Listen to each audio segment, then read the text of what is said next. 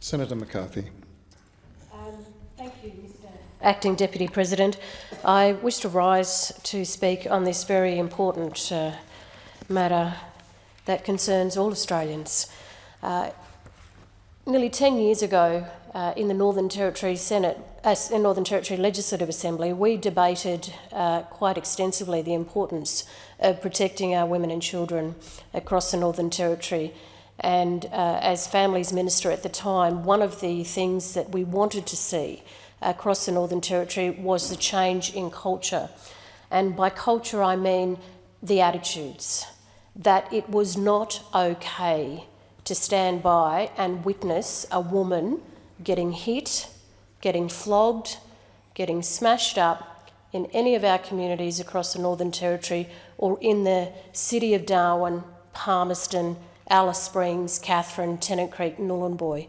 We knew, Mr Acting Deputy President, that we had a serious duty as legislators to enable change, to create an environment of safety for all people, in particular our children, who are witnessing this at horrible rates across our regional areas and communities.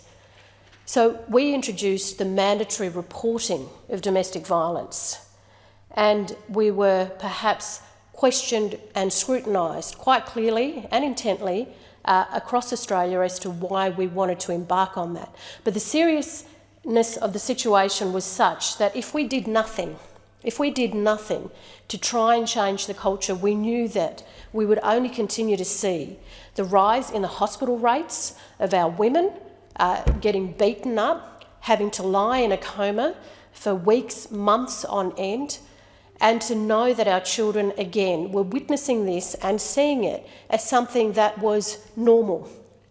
But it wasn't normal. It isn't normal. And none of our children in Australia should be witnessing or be part of a situation where they feel so unsafe, in particular when it's happening in the home. Each week, Mr Acting Deputy President, I am dealing on a very personal level with members of my family in some circumstances that are always related to violence. I'm either at the hospital, in the Royal Darwin Hospital, visiting and sitting beside the bed of my cousin sister or my aunty, who was in a coma for nearly 6 months because she was so badly beaten. And then we know we've got to work with our women so that they can recover. And the recovery stage is so critical because we have heard from previous senators here the constant cycle of that violence, knowing that some of our women go back to that very situation. And unless they have the tools to escape that situation, unless they can leave that environment, to be financially able to leave that environment, to sustain themselves, their children, but also emotionally, mentally, physically, be able to heal and move on and to create a future for themselves beyond the violence. Unless they can do that, I know I will continue to sit beside these beds, in the hospitals, in the women's shelters. Not a weekend goes by when I do not get a phone call, Mr Acting Deputy President, of someone needing some assistance in the women's shelters. And so I go. I will go and take out a cousin, I will go and take out my auntie, I will go and take out my sister, and this becomes a regular part. And I'm so grateful to our women's shelters, to the Darwin Aboriginal Islander Women's Shelter in Darwin City, to the Katherine Women's Shelter, to the Tennant Creek Women's Shelter, to the Alice Springs Women's Shelter, and all of those women who work out in our regional communities trying to provide a safe environment for what is still, unfortunately, a reoccurring case of violence. Because we do find the absence of being able to financially move out of these situations is the next step that legislators have to make. I raise that because I am deeply disturbed by the fact that this government, which can do so much more, has taken away the emergency funding for our women's shelters.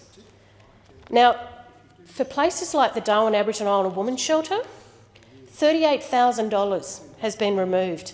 When you think about the billions of dollars that can go into any organisation, any kind of large-scale national programs, when you take away $38,000 from the Darwin Aboriginal Island Women's Shelter, that means they cannot take in a family, they cannot put them up at Daisy Y, which is one of the Aboriginal hostels.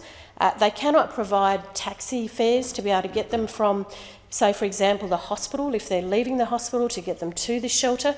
These are small things, but they mean so much, Mr Acting Deputy President.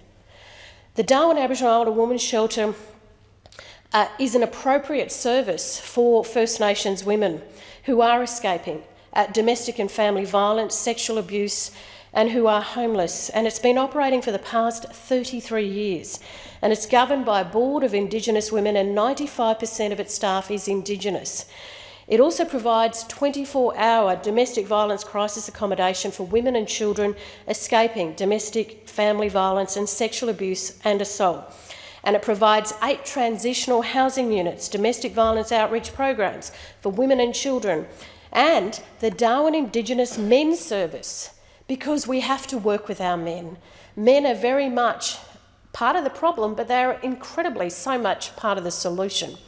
And so DOORS works with the men. It makes sure that the program is there to assist men to come through and work holistically in terms of giving them hope for the kind of future they need to have, a future that doesn't involve violence. So with the removal of the $38,000, it has created a great gap for DOORS.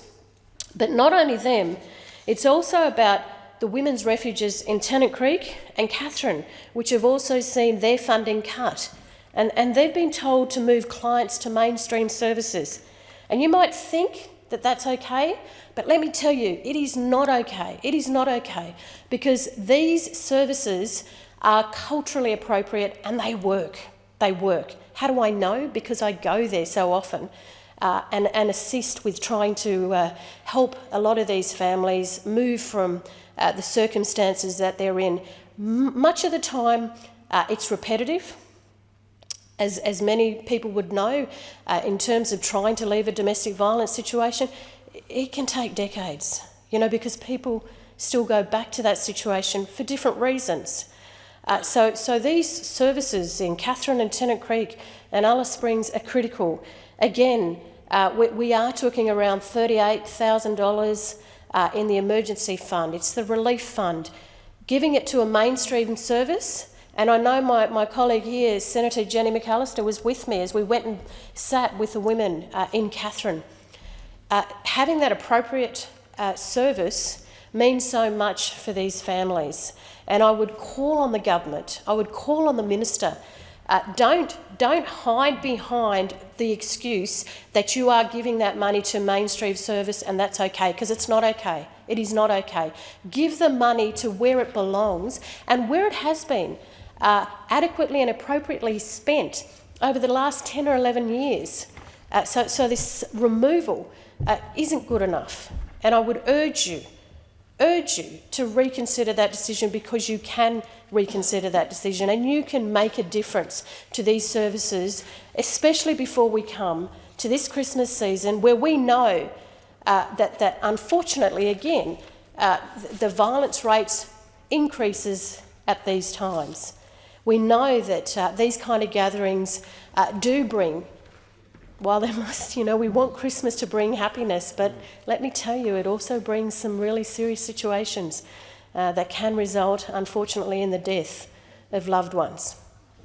So I would urge the government to reconsider its position on these emergency relief fundings, in particular for the First Nations services in this country, and I would urge you to give them the Christmas present that they deserve so that they can look after the families who most desperately need the Christmas present that we all would like to give our families. And that is one of love, that is one of hope, and that is one of decency and dignity and respect, knowing that every individual in this country deserves to have a future without violence.